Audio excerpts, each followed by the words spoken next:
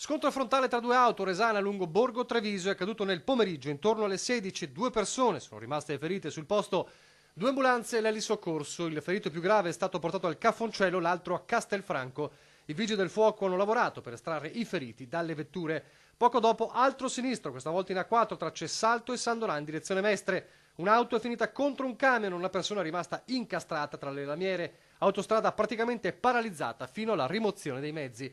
Stamane a Quinto, lungo la Noalese, di fronte alla trattoria Moncia, un SUV guidato da un uomo è sbandato contro un cordolo di cemento ed è finito poi contro alcune auto in sosta. Per evitare di tamponare un altro mezzo, si è poi capovolta sulla carreggiata. Ferito leggermente l'automobilista per miracolo. Sul posto SUM 118 e vigili del fuoco. Gravi però le conseguenze sul traffico con lunghe code in entrambe le direzioni.